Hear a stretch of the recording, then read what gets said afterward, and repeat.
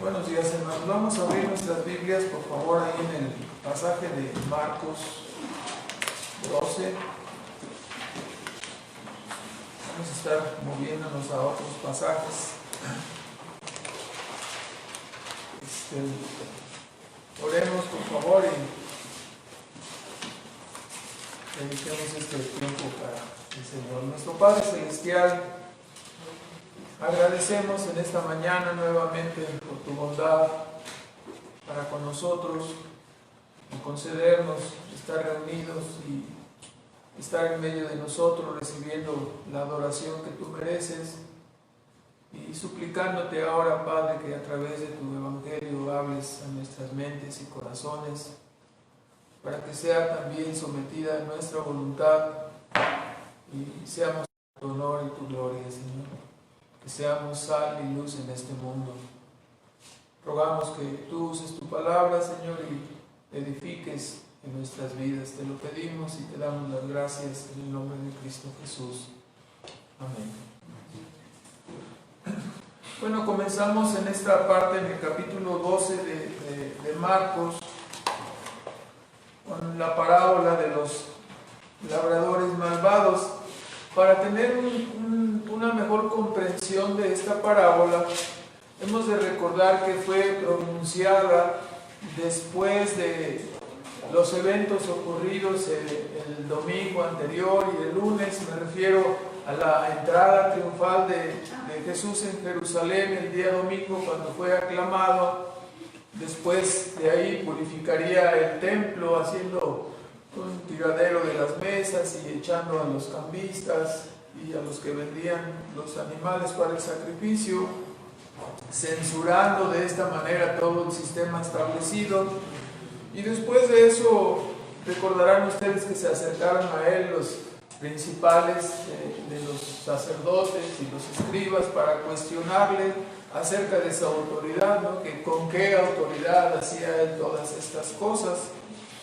Ante estos eventos se manifestó más y más la enemistad hacia el Señor, y entonces él comienza a dirigirse a ellos a través de parábolas, y es así como en los otros evangelios paralelos está registrada la parábola de los dos hijos. Aquellos que dijeron, uno de sus hijos dijo: no voy, o sea, voy a trabajar a la viña, y dijo: no voy, y después arrepentido dice que fue. Y el otro hijo dijo: yo sí voy, pero después resulta que se le atravesó algo y no fue, ¿verdad? Entonces la pregunta de Cristo para ellos fue: ¿cuál de los dos hizo la voluntad de Dios? Y ellos dijeron: claro, el primero, el que obedeció. La otra parábola que viene junto con esta de los labradores malvados es también la parábola de la fiesta de bodas, donde el Señor invitó a su pueblo, vamos a decirlo así, y estos no vinieron. Todos estaban ocupados en sus negocios entonces se enojó mucho y dijo: bueno, entonces vayan por los caminos e inviten a todos los que anden por ahí, ¿verdad? Y así que los invitados rehusaron a venir a la boda, y entonces se llenó la casa con todos los de los caminos y por todas partes donde anduvieron invitándolos. Y junto con estas dos parábolas de los dos hijos y la parábola de la fiesta de bodas, aparece también la parábola de los labradores malvados, ¿no? Entonces usted ya va viendo hacia dónde, hablándoles en parábolas, se dirigía hacia el pueblo de Israel. En esta ilustración el Señor nos habla en la parábola de los labradores malvados. Nos habla de un hombre prudente y cuidadoso, y nos dice que plantó una viña. Ya escuchamos en la referencia en la lectura de Isaías, en el capítulo 5, en los primeros 7 versículos, que la viña es el pueblo de Israel, ¿verdad? Que la viña eran ellos. Entonces el Señor dice que preparó toda, la parábola dice que el Señor, el dueño, preparó toda la viña, le puso una cerca. La cerca es para que los animales que andan en el campo no se atraviesen ahí, no aplasten, no tiran, no destruyan. Entonces, no quiere que sea pisoteada esta viña, no quiere que sea maltratada, por lo tanto le pone una gran cerca para protegerla, ¿verdad? Después de esto, nos dice que también preparó allí un lugar donde pisar la uva. Obviamente en la viña estaban las uvas, las plantas de la uva, y había un lugar donde se pisaba la uva, ¿no? Este lugar era preparado, a veces era excavado en la roca, o a veces era puesto sobre, en las rocas, pero con un enlosado, ¿verdad? Se ponía un enlosado y ahí pisaban, ahí echaban la uva y ahí la pisaban. Entonces, además de ponerle cerca, de poner un lugar para almacenar la uva y para pisarla también, construyó una torre. La torre normalmente era puesta en el centro de la propiedad, un lugar elevado desde donde la propiedad podría ser vigilada. Además de la vigilancia, la torre serviría para que habitasen allí los trabajadores, los obreros. Y ya lo sabemos, ¿no? Si nosotros le ponemos cerca algo, pero no hay nadie ahí vigilando, lo que va a pasar es que las personas se van a meter y, como sabemos, ¿no? Se roban los elotes, se roban todo lo que pueden, ¿verdad? Entonces, por experiencia propia lo sabemos que una propiedad o una casa no vigilada es comúnmente saqueada por los ladrones. Empiezan a romper los vidrios. Si son casas en la ciudad o en el campo o la misma parcela, es lo mismo, ¿no? En todas partes es lo mismo. Ahora sí que no puedes dejar la bicicleta afuera de la casa sin tener cerca, y es probable que aún con todo y la cerca, desaparece la bicicleta, ¿verdad? Así que este hombre era previsor y preparó todas estas providencias. Estamos hablando en un sentido alegórico. Si el Señor nos habla de esa manera, Él estaba cuidando. Si la viña es Israel y pueblo deleitoso, la casa de Judá, evidentemente, ¿no? Que todo esto se refiere a ellos. Así este hombre previsor preparó el lugar y luego dice que lo dio en arrendamiento y se fue lejos.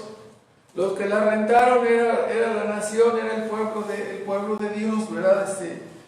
La renta se pagaba normalmente con dinero, se pagaba con monedas, o se pagaba con una parte de la cosecha.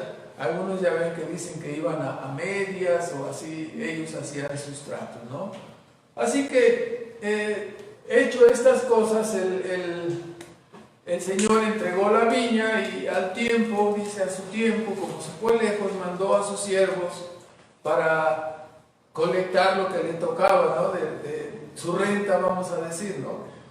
Y lo que sucedió es que envió a su siervo, pero en lugar de pagar, dice que al primero le hirieron, al segundo lo apedrearon, al tercero y a otros muchos hirieron y mataron. Y finalmente dijo, bueno, pues estos tienen que recibir a alguien con autoridad, les voy a mandar a mi hijo, ¿no? Para que vean que esto es serio, que deben de pagar. Entonces, mandó a su hijo amado, se agrega el calificativo, ¿no? Para ubicar exactamente la maniobra. A través de esta parábola Dios les estaba hablando lo que ellos habían hecho toda la historia como pueblo hacia Dios mismo. Resulta que ellos vieron al hijo y los labradores vieron en ellos la oportunidad de decir, vamos aquí, si el hijo desaparece, pues nosotros nos vamos a quedar con la propiedad, no este es el heredero, matémoslo por lo tanto y quedémonos con la propiedad. Ya es nuestra, nosotros la hemos trabajado. Ya había zapatistas en aquel entonces, ¿no? La tierra es de quien la trabaja, entonces no voy a meterme en esa parte, pero ya ve usted que a veces así, si no, ya estamos trabajando, ya es de nosotros, ¿verdad? Entonces, los pensamientos fueron así de estos labradores, que escúchelo, no voy a hablar de la historia, voy a hablar de la parábola, dice que eran labradores malvados, ¿no? Entonces,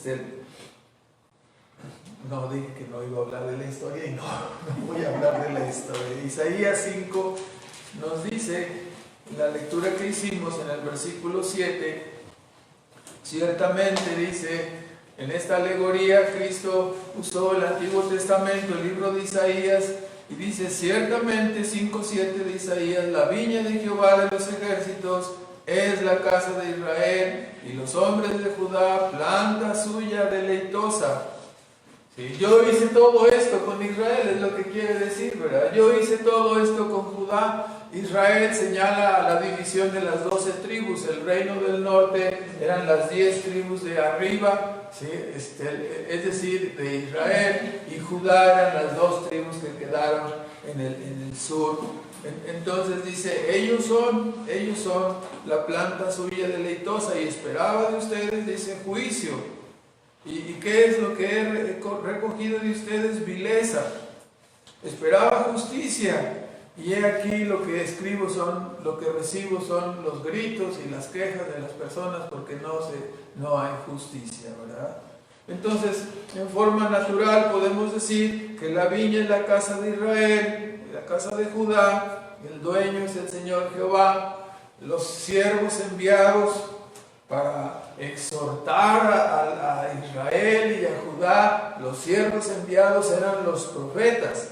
Los siervos enviados eran los que exigían a los labradores que hicieran la voluntad de Dios, que pagaran a Dios la honra que era debida a su nombre, que no fueran ingratos, que no fueran desdichados, que ellos dieran a Dios el honor que Dios merece, que le pagaran a Dios ese honor. Exigían a los labradores, que era todo el pueblo de Israel, la renta o el fruto, como estoy mencionando, era el tributo y el honor y las acciones de gracias que ellos deberían de dar a Dios, que ellos deberían de dar a su rey, a su protector, que les dio a administrar lo que era suyo. Todo es de Dios. Dice el Salmo, creo que es el Salmo 92, dad a Dios la honra que es debida a su nombre.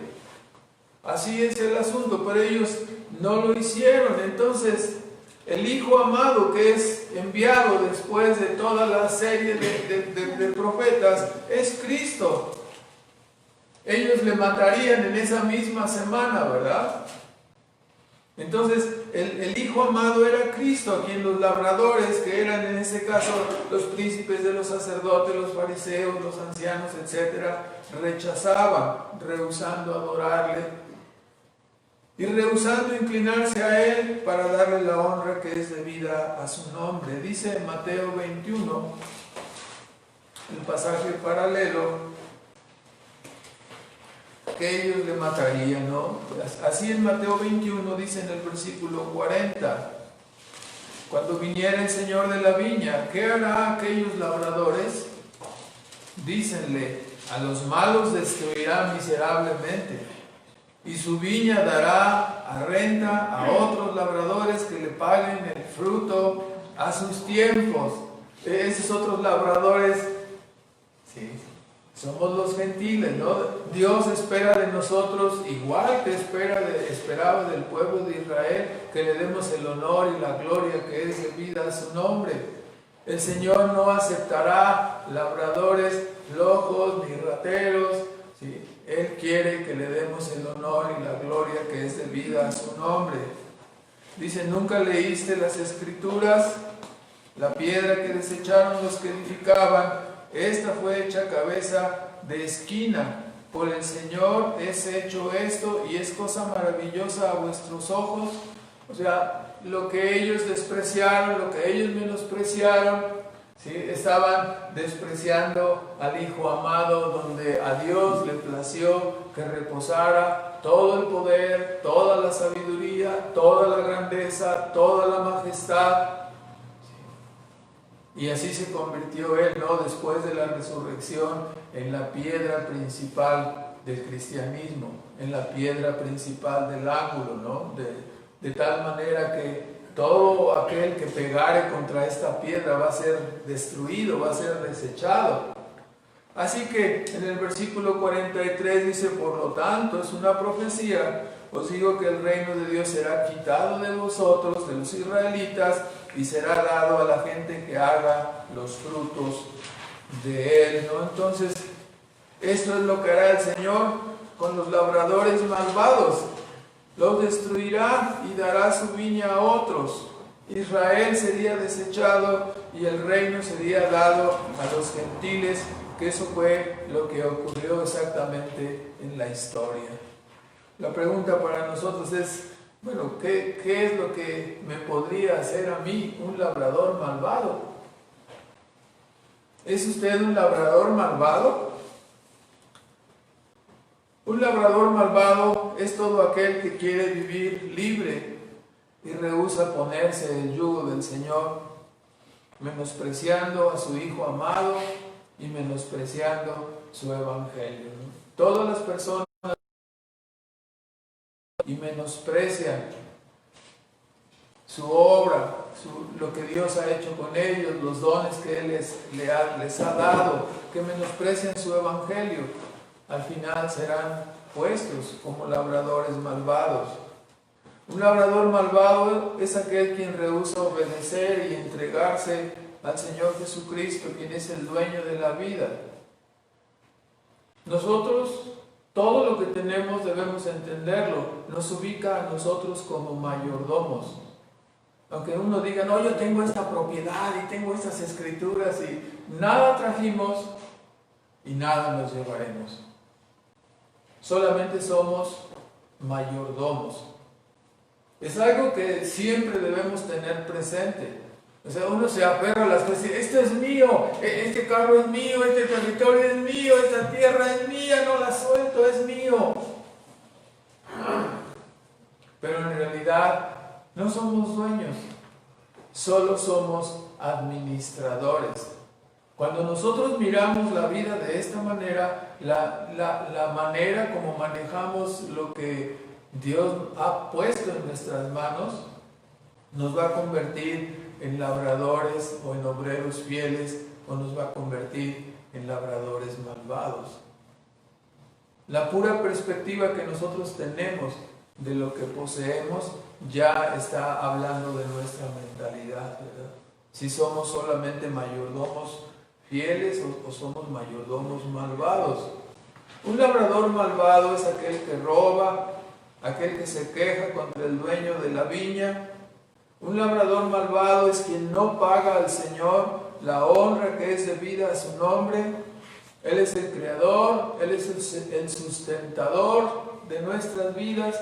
Él es además nuestro Salvador si nosotros hemos creído en Cristo. Y por lo tanto es digno de todo honor y de toda gloria.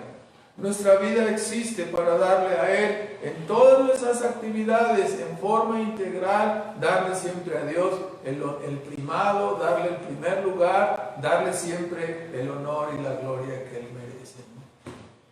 De otra manera nos convertiríamos en lo que estamos escuchando, ¿no? En labradores malvados. Marcos señala que ellos comprendieron, vean Lucas 20, por favor, el otro evangelio paralelo, Lucas 20, en el versículo 19 y 20.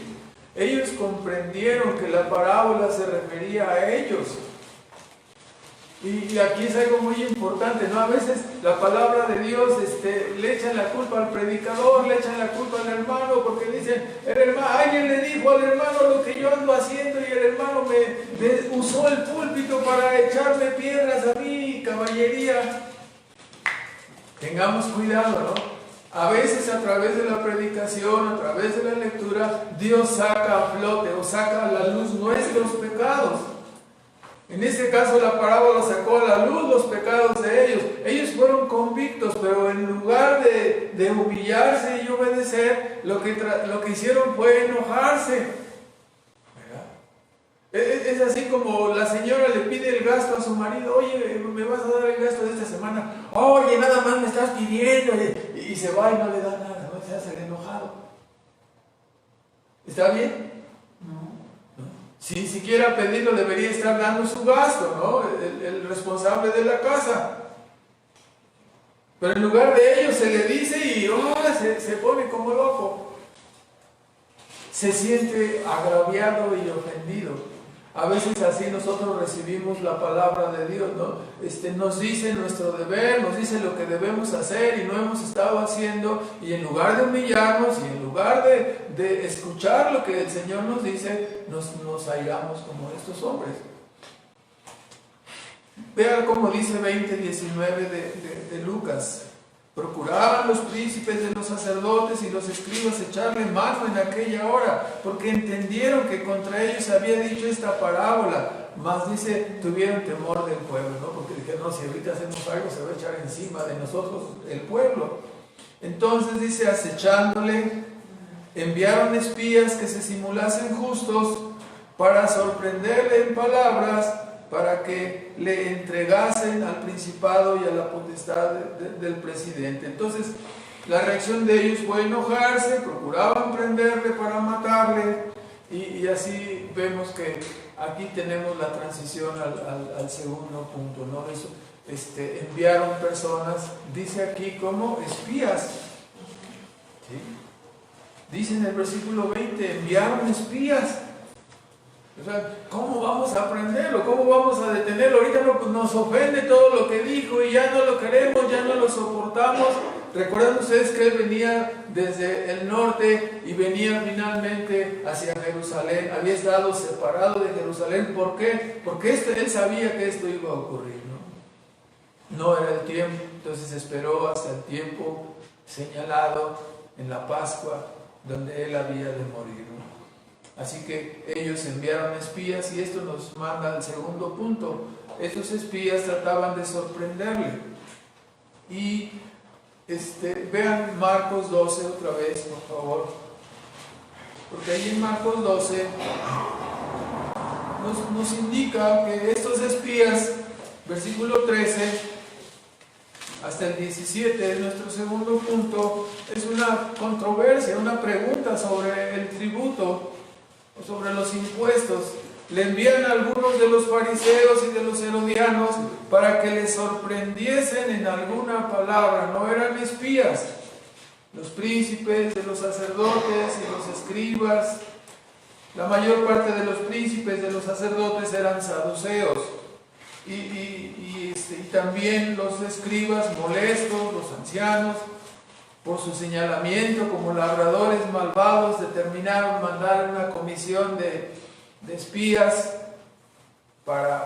formada por fariseos y herodianos.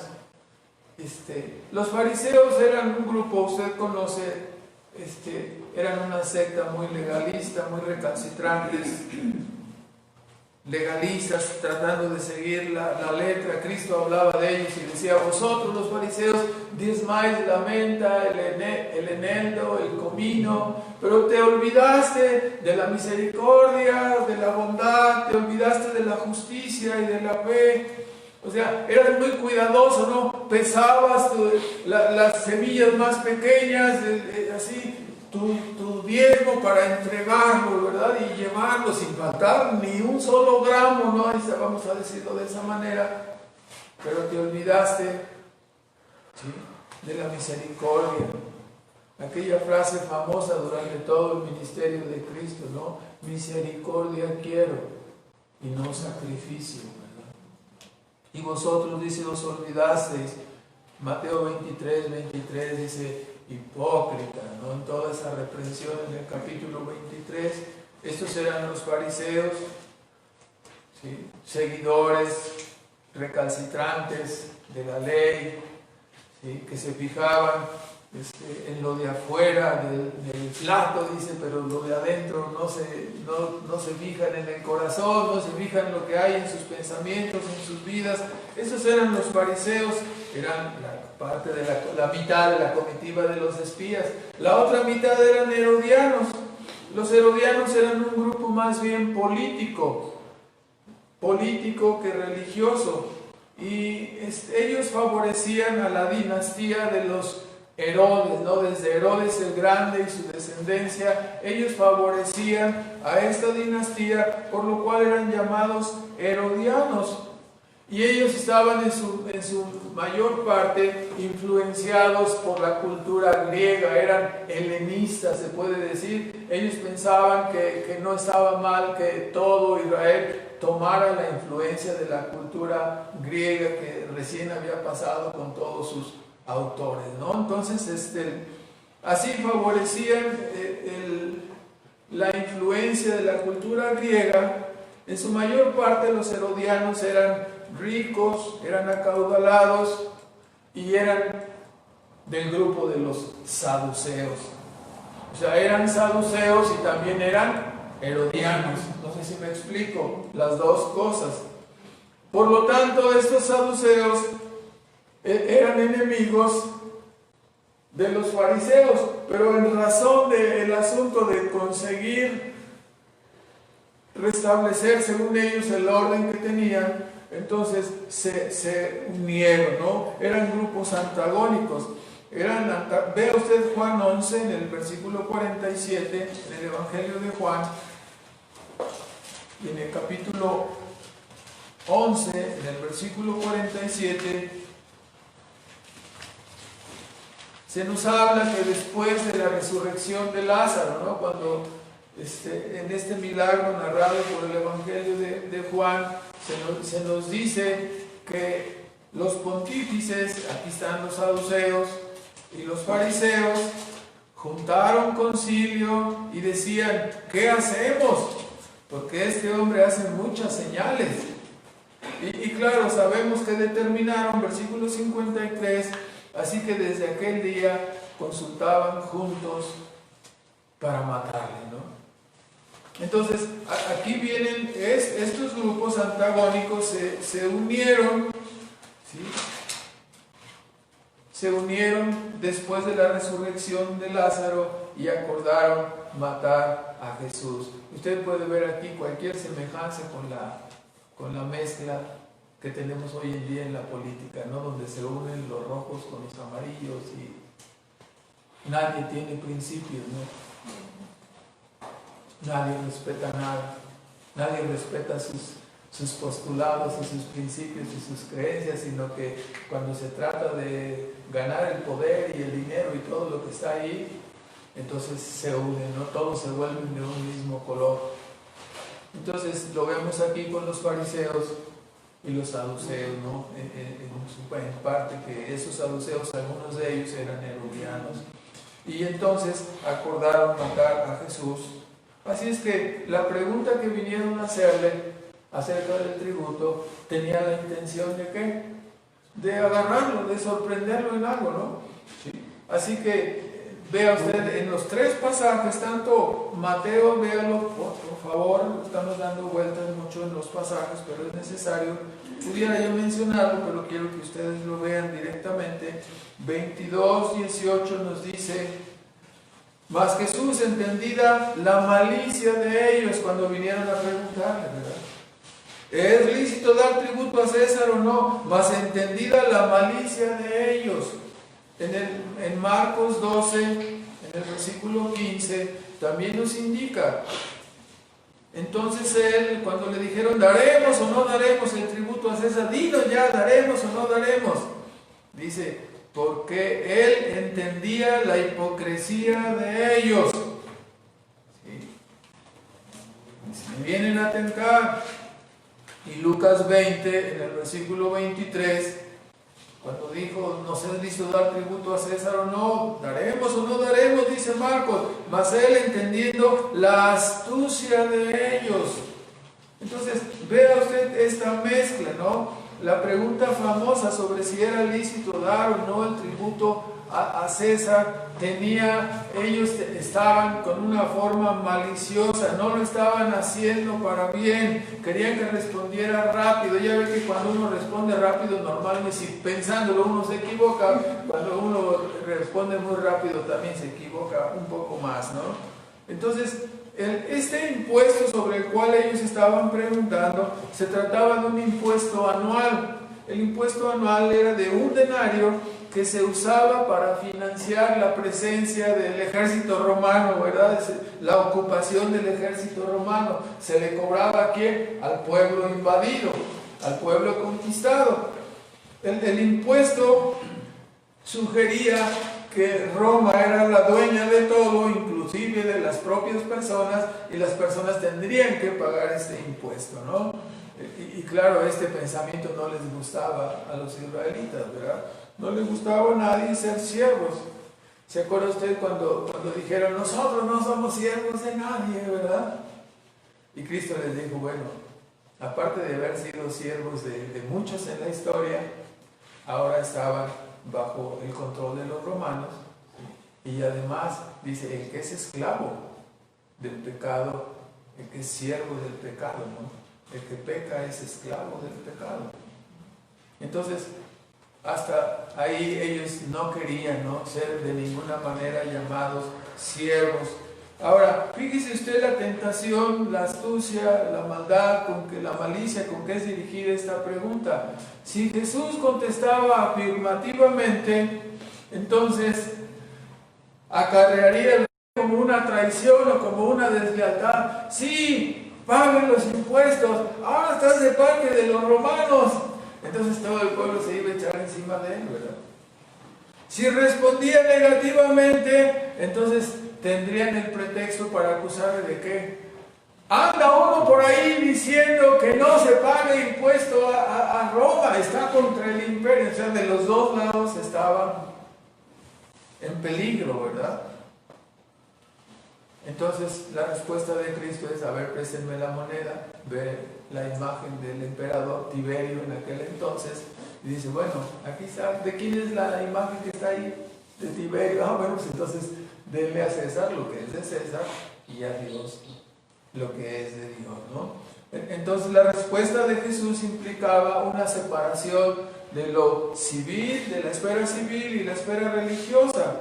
Y por supuesto implicaba la obligación y responsabilidad de ellos de cumplir en cada una de estas esferas, tanto en lo civil como en lo religioso. Así les dejó sin posibilidad ni oportunidad de acusarle, entonces ya no pudieron acusarle. Y se hizo famosa esta frase, ¿no? Ellos pensaron, ya lo tenemos, aquí no puede, como quiera que responda lo vamos a agarrar. Así que su sabia respuesta se ha hecho proverbial hasta nuestros días, ¿no? Hemos de 2000 años, hemos de ser personas responsables, hermanos, en todas las esferas de nuestra vida, ¿sí? Sea de nuestros compromisos laborales, la vida puede ser dividida no solamente en una esfera religiosa o en una esfera civil. Hay muchas esferas en nuestra vida. Hay compromisos laborales, familiares, religiosos, de amistad, escolares, deportivos. Hay muchos compromisos en todas partes, ¿no? No podemos ser buenos creyentes si solo somos obedientes el domingo y luego toda la semana somos malas personas en el trabajo, en la familia, en la escuela, con los amigos, en los deportes, como ciudadanos. Entonces no concuerda, ¿verdad? El cristianismo abarca todo, es integral. La respuesta implicaba entonces que tendrían que pagar aunque les pareciera injusto. A veces hemos oído de casos, ¿no?, de personas que dicen, no pago porque este presidente es ratero. Con todo lo que estamos sabiendo ahora de cómo están las cosas, uno quiere que le devuelvan todos sus impuestos y todo lo demás, ¿verdad? Dad a César lo que es de César y a Dios lo que es de Dios. Habrá un juicio, hermanos. No nos apresuramos, nosotros cumplamos, ¿no?, con lo que es nuestra obligación. Llegamos así a la tercera parte, ¿no?, el tercer punto. La pregunta, después de esto, obviamente ya estaban allí muy enojados y ya no pudieron responderle y no pudieron acusarle ni atraparle en ninguna manera. Dice que terminaron, versículo 17, se maravillaron. Ah, caray, no habíamos pensado de esta manera, ¿verdad? Pero él lo centró exactamente y ya no pudieron tomar pretexto para hacerle daño. La tercera pregunta, aquí el tercer punto, es la pregunta sobre, en el versículo 18, los saduceos que vienen a preguntarle sobre la resurrección, desde el versículo 18 hasta el 27, que es la parte que veremos el día de hoy. Y viene la pregunta de los saduceos sobre la resurrección. Como sabemos, los saduceos eran acaudalados, controlaban el Sanedrín, algunos de ellos eran del partido herodiano, vamos a decir, como ya hemos señalado.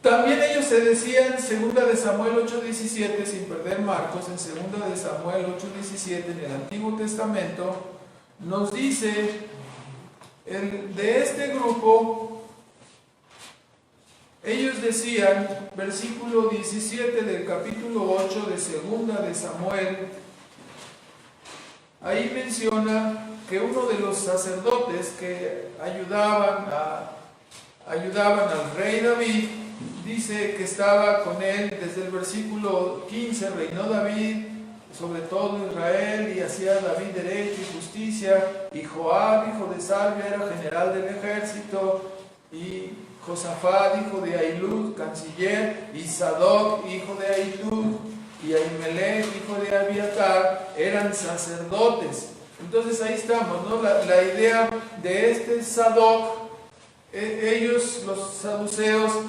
se dicen ser descendientes de este sacerdote del tiempo desde David, 1000 años antes de Cristo, se dicen ser descendientes de este sumo sacerdote Sadoc. Ellos también, los saduceos, negaban la idea de la resurrección.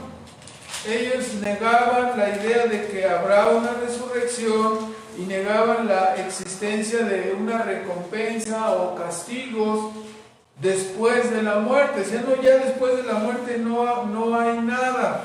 Ellos tenían su creencia solamente en la parte de la Escritura que se refiere a la Torá, es decir, a los primeros 5 libros, el Pentateuco. No creían en todos los demás libros de los profetas, para ellos solamente era el Pentateuco y nada más. Entonces ellos negaban la idea de la resurrección, negaban también la existencia de ángeles y demonios, y ellos eran sumamente materialistas. Eran enemigos de los fariseos, como ya sabemos, y ya estoy mencionando que la única parte de la Escritura que aceptaban era el Pentateuco.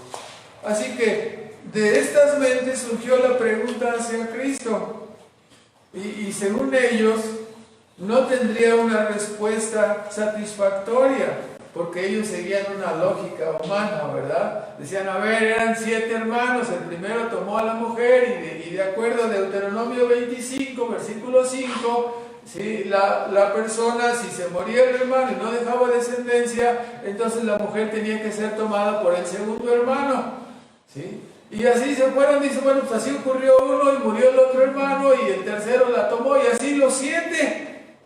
Entonces ellos decían, entonces en la resurrección, a ver, si hay resurrección, entonces dime, ¿de quién va a ser, de cuál de los 7 va a ser mujer esta mujer maravilla? Porque para haber soportado esos 7 cuates estaba difícil, ¿verdad?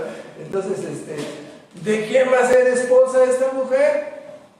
Entonces, yo creo que toda la gente se quedaba, no, es una pregunta imposible de responder, ¿verdad?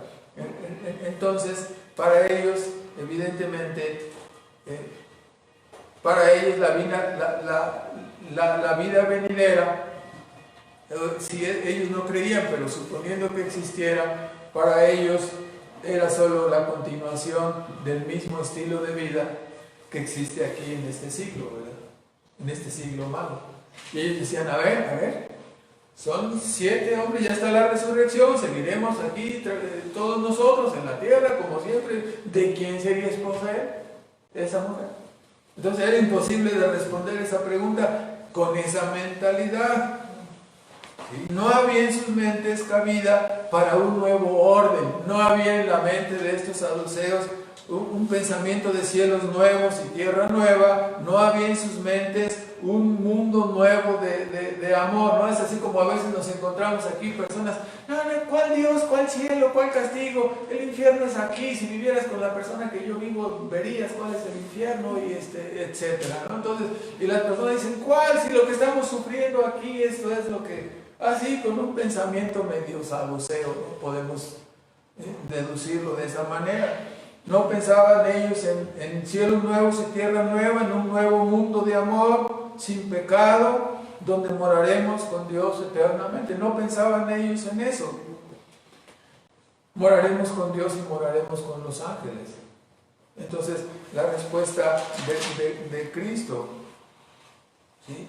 Entendemos por la respuesta de Él en Marcos 12, por favor, otra vez, versículo 25 al 27, les dijo, porque cuando resucitarán de los muertos, dice, erráis, dice, ¿por qué? Porque cuando resucitarán de los muertos ni se casarán, ni serán dados en casamiento, mas son como los ángeles que están en los cielos. O sea, su respuesta incluía no solamente algo claro hacia ellos, pero el hecho de que los ángeles existían y de que los muertos hayan de resucitar. Va a contestar ahora la pregunta en el 26. ¿No habéis leído en el libro de Moisés cómo le habló Dios desde la zarza diciendo, yo soy el Dios de Abraham, el Dios de Isaac y el Dios de Jacob? O sea, ellos me están adorando, ellos me adoran a mí, yo soy ese Dios de ellos. Entonces, evidentemente, como vamos a concluir, él dirá, Dios es Dios de vivos, no Dios de muertos. Tanto Abraham como Jacob como Isaac habían muerto hace mucho tiempo, ¿verdad? Y sin embargo Dios habla, si yo soy su Dios, ellos me adoran a mí. Entonces, primero la respuesta, por la respuesta de Cristo entendemos que el matrimonio es una institución para esta era. O sea, no habrá matrimonio en el cielo. ¿Me explico? Es una institución de carácter temporal, como lo es nuestra era presente. Entonces, no es para la eternidad. La vida matrimonial y familiar han sido diseñadas para ayudarnos en nuestro proceso de santificación, en nuestro proceso de crecimiento espiritual en esta era. En el cielo nada ni nadie será más importante para nosotros más que Dios mismo. No habrá otra cosa, eso eclipsará nuestra vida hacia Él. Entonces, el pleito de quién sería esposa está resuelto, ¿no? Porque no habrá matrimonio. El matrimonio es una institución temporal. No es una institución para la eternidad. En el cielo nada ni nadie será más importante para nosotros que Dios mismo. Los creyentes seremos glorificados y seremos como los ángeles. Como ya no habrá muerte, entonces no habrá necesidad de un matrimonio. Nuestra unión o nuestra relación con Dios nos brindará una satisfacción completa y eterna.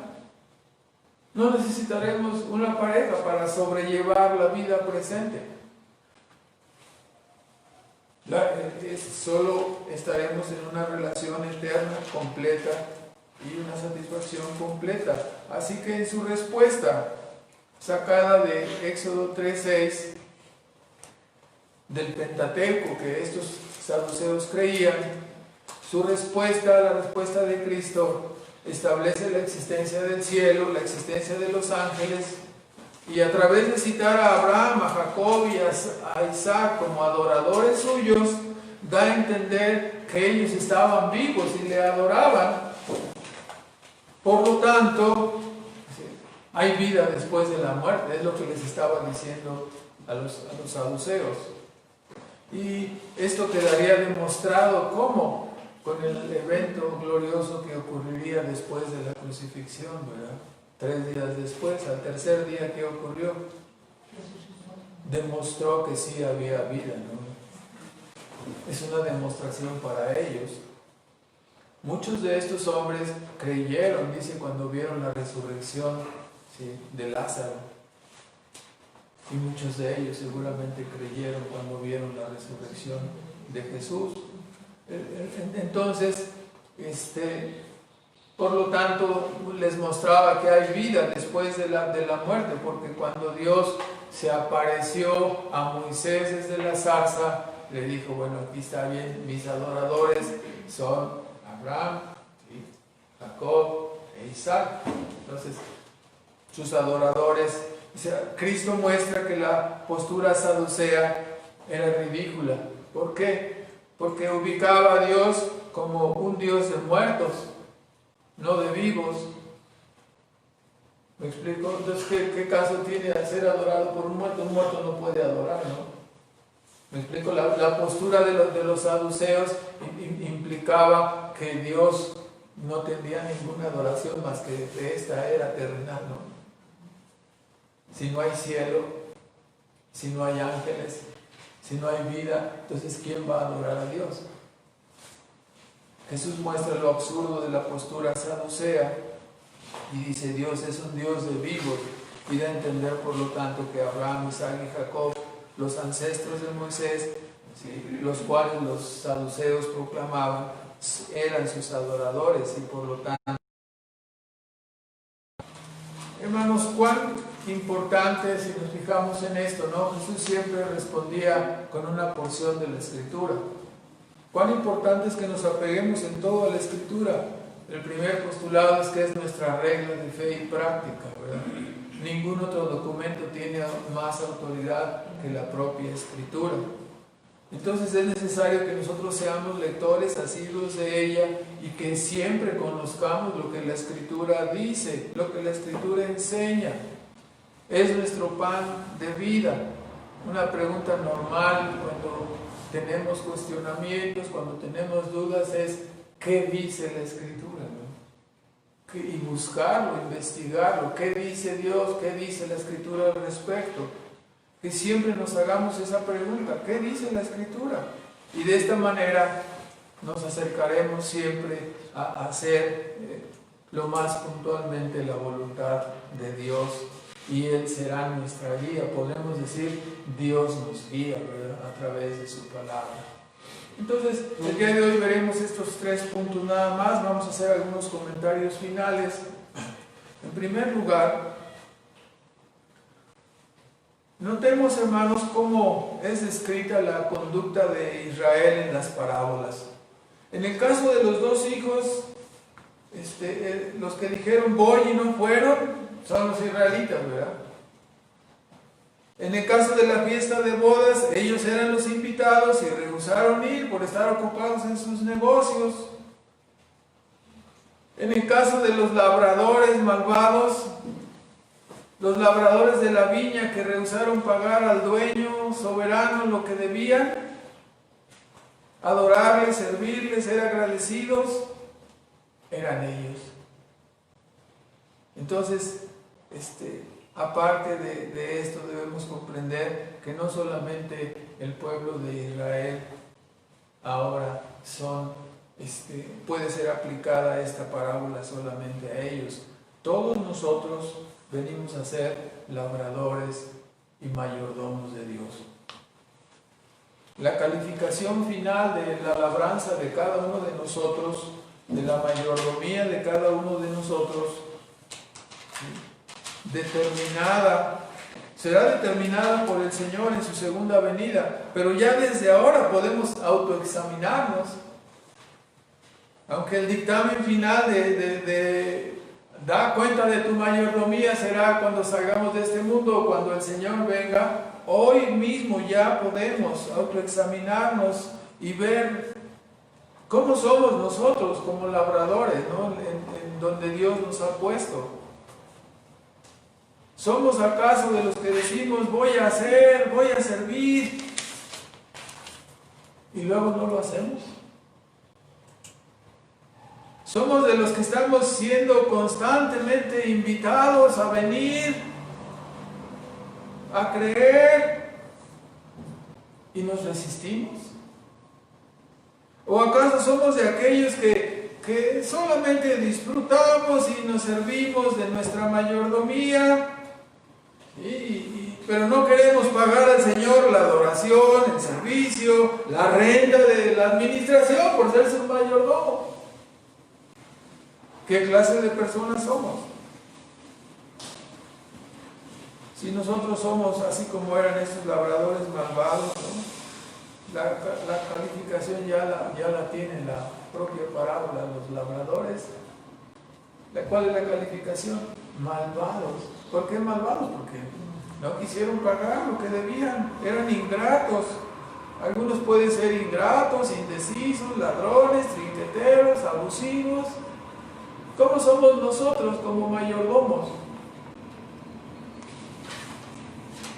Obviamente, el dueño de la viña, nuestro Dios, es infinitamente bondadoso, como cada uno de los que estamos aquí hemos visto. Cada uno de nosotros somos un testimonio de la bondad de Dios en todos los aspectos. Así que debemos de tener mucho cuidado cómo ejercemos nuestra mayordomía. Si hoy hemos sido encontrados con una calificación reprobatoria, pues debemos venir con un arrepentimiento genuino. Y debemos venir al Señor antes de que sea demasiado tarde. Corregirnos, arrepentirnos, cambiar la forma de lo que estamos haciendo mal. Ahora, en este mismo sentido, en Mateo 13, dice, ¿por qué les hablas en parábolas? Era la pregunta, ¿y por qué nos habla todo en parábolas? 13:10, Cristo contestó cuando le dijeron, ¿por qué nos hablas en parábolas? En la parte final del versículo 9 del capítulo 13 de Mateo dice, ¿por qué les hablas por parábolas? Les dijo, porque a vosotros es concedido saber los misterios del reino de los cielos, mas a ellos no es concedido. Porque a cualquiera que tiene se le dará y tendrá más, pero al que no tiene, aún lo que tiene le será quitado. Por eso les hablo por parábolas, porque viendo no ven y oyendo no oyen, ni entienden. Entonces podemos ver que el lenguaje parabólico está diseñado para revelar a algunos los misterios del reino y ocultarlo para otros. Oír y no obedecer, hermanos, desencadena en el corazón un proceso de endurecimiento que terminará convirtiendo a la persona en una víbora sorda, ¿no? O sea, imagínense cómo es que ha visto usted ahí en el oriente, ¿no? Cómo tienen ahí su canasta y dentro tienen la serpiente, destapan la canasta y empiezan a tocar la flauta y ahí sale la víbora medio bailando, o sea, no nos acerquemos, pero así sale la víborita, ¿verdad? Pero si la víbora es sorda, estás en grave peligro, ¿verdad? Porque tú le estás encantando, pero no entra el sonido que la va a conquistar. Y así a veces oímos y oímos y oímos, pero si no nos conquista ese sonido, entonces vamos a acabar pisando lo más precioso y lo más privilegiado, ¿no? Que Dios nos ha dado, su palabra. Entonces, por ello es necesario que consideremos y que antes de que sea demasiado tarde, que nosotros seamos oidores y hacedores de la palabra, ¿no? No solamente la oigamos, pero que seamos obedientes. Ahora, en tercer lugar, espero que resulte evidente para todos nosotros que nuestro paso en este mundo implica que somos criaturas responsables e implica que daremos cuenta de toda nuestra mayordomía. El Señor ha puesto en nuestras manos una viña. Quizás la viña que usted le ha concedido Dios sea una viña grande con ranchos y cosas así, ¿verdad? A lo mejor otro tiene una viña medianita y otro tiene una viña pequeña. El Señor te ha puesto en tus manos esa viña. Nos ha otorgado dones, talentos, capacidades personales. Nos ha concedido también hijos. algunos también tienen trabajadores, algunos tienen hasta sirvientes. Y aún a otros más Dios les ha favorecido con jugosos trabajos. Y como ya ahora todo se puede investigar en el internet, investigué las jugosas cuentas bancarias que ustedes tienen también, que Dios les ha dado, ¿no? ¿Me explico? Entonces, algunos tienen jugosas herencias. Bueno, Dios ha puesto en nuestras manos todas estas cosas. Solo quiero recordarnos a cada uno que todo ello solo ha sido una manifestación de la gracia y la bondad de parte de Dios hacia nosotros, porque nada lo merecemos. Y quiero recordarnos también que de todos y cada una de estas dádivas que he mencionado, y dejé de mencionar otras muchas, de todas esas dádivas el Señor nos pedirá cuentas.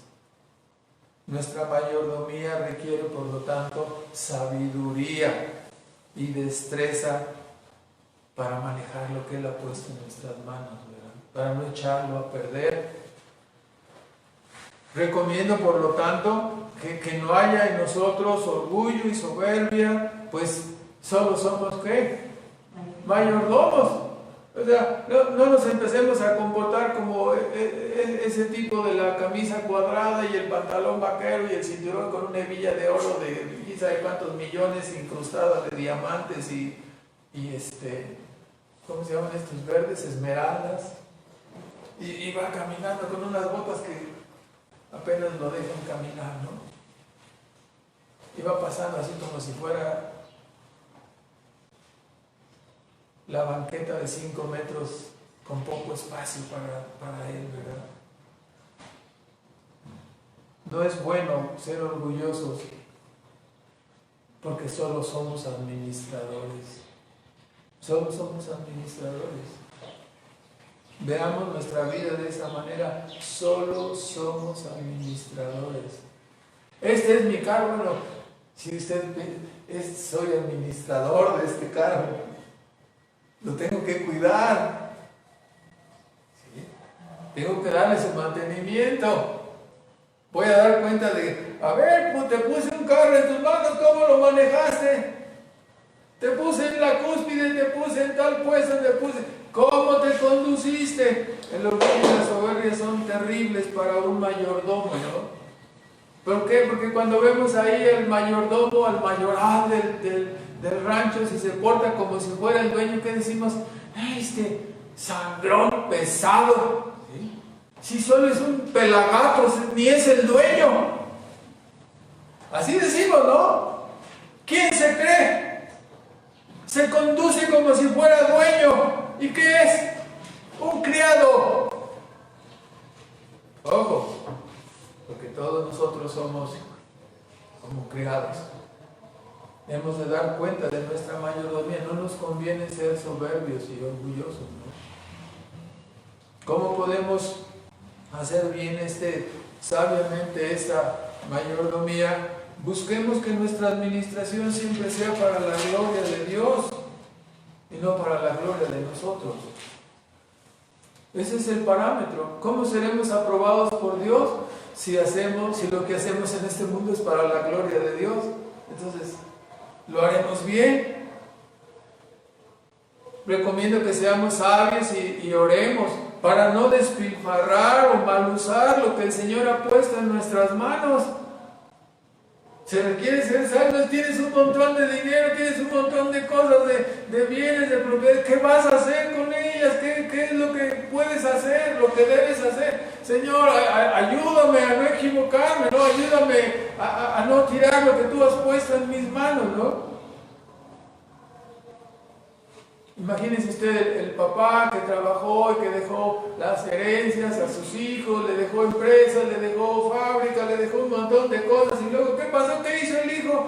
No, se puso a despilfarrar y mal administrar. Debemos ser cuidadosos, ¿no?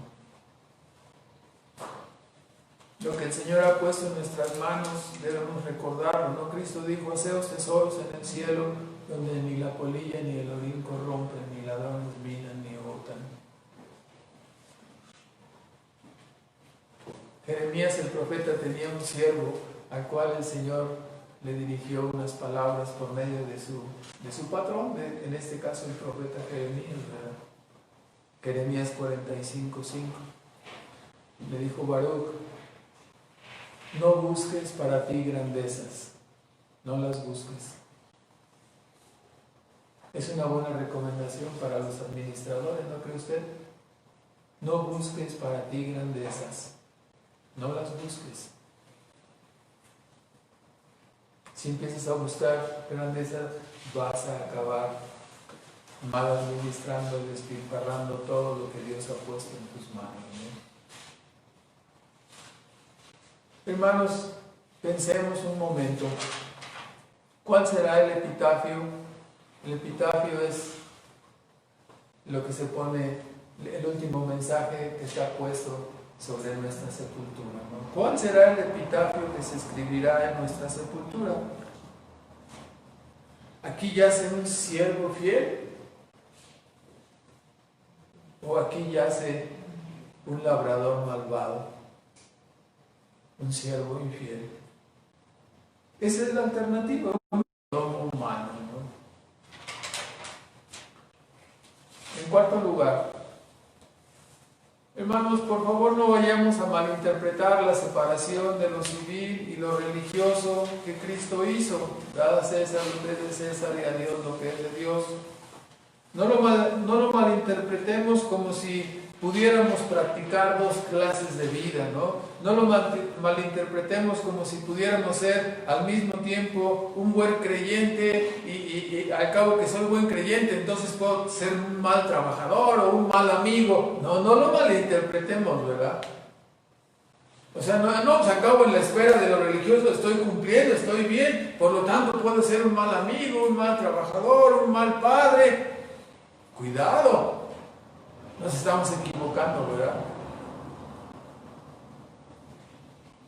¿Acaso puedo ser un buen creyente y al mismo tiempo ser una mala madre, un mal hijo, un mal padre? No, hermanos. No debemos dividir la vida así. No, aquí estoy bien, o sea, cumplo con la lectura de la Escritura, cumplo con la oración, pero claro, maltrato a mis obreros, maltrato a mis hijos, maltrato a mi esposa, a mi esposo, me porto mal, pero estoy bien espiritualmente. Ah, sí, o sea, ¿cómo podemos dividir la vida así? No es correcto, no es correcto. Cristo habló de estas dos esferas de la vida, pero en estas dos esferas y en todas las demás esferas de la vida hemos de ser y hemos de conducirnos como en la presencia de Dios, sea en la escuela, el trabajo, el negocio, la diversión. Como ha salido tanto todo eso de las personas de tendencias hacia el homosexualismo, también en grupos religiosos, y personas han causado escándalos, ¿no? Donde aún hasta pastores reconocidos en la Unión Americana ahora se han confesado como homosexuales y agarraron su banderita multicolor y cosas así. Hermanos, debemos de cuidar nuestra vida en todos los aspectos que ella tiene, ¿no? Debemos de ser íntegros en todo lugar, ¿no? Esas personas hasta escribieron libros, esa persona escribió, es una tragedia, escribió el libro sobre cómo debería ser un matrimonio y para al final de cuentas sacar su bandera del orgullo gay, ¿no? Entonces es una tragedia. ¿Por qué? Porque muchas personas van a agarrar y van a decir, aquí está, mira, y este era hasta pastor y sale con estas cosas. Debemos ser íntegros en toda nuestra manera de vivir, ¿no? Conducirnos siempre como en la presencia de Dios. Finalmente, resulta obvio que esta vida temporal no es el todo, tan solo es una pequeña parte. Hay una eternidad delante de nosotros y solo podemos entrar en ella en forma correcta a través de la persona de Cristo. Ninguna religión o ningún tipo de vida libre del yugo de Cristo puede ayudarnos a entrar en la eternidad. El único camino y el único vestido adecuado para entrar en la eternidad, ya ve que no es que esta ropa no es adecuada para ir a trabajar. Esta ropa no es adecuada. Si yo llegara aquí en shorts y una camiseta de tirantes para predicar, ustedes se escandalizarían. Yo también me escandalizaría, ¿verdad? ¿Me explico? Debemos vestirnos en forma adecuada para los lugares a donde estamos acudiendo. En este caso, si es para la adoración, debemos vestir a Dios, debemos vestirnos en la manera adecuada. Para entrar al cielo debemos vestirnos de la manera adecuada. Y como nosotros somos viles pecadores, la única manera de vestirnos en una forma adecuada es con el vestido de la justicia de Cristo. No hay otra forma de entrar en el cielo en forma adecuada, más que vestido de la justicia imputada de Cristo. Por ello siempre estamos invitando a todos los que estamos escuchando para que creamos en Cristo, para que vengamos a Él, para que nos entreguemos a Él. Oremos, hermanos, por favor. Nuestro Padre Celestial, damos las gracias en esta mañana por concedernos escuchar tu palabra y rogamos, Señor, de la influencia y la ayuda de tu Espíritu Santo para poder meditar, para poder digerir esta palabra que nos has dado en este día y que podamos tener el poder tuyo para que nuestras mentes y voluntades sean conducidos, nuestras emociones, a darte a ti el honor y la gloria que tú mereces. Suplicamos, Padre, que perdones todas nuestras faltas y suplicamos que guíes a cada uno por medio de tu Espíritu Santo para que tomemos esta palabra como nuestra norma de vida y que andemos siempre en el camino de Cristo, siguiendo sus pisadas. Concede, Padre, a aquellos que están buscando la salvación, que sean tocados sus corazones, Padre, y sean movidos a la obediencia de tu Evangelio. Pedimos todo ello para la gloria de tu nombre, en los méritos de Cristo Jesús. Amén.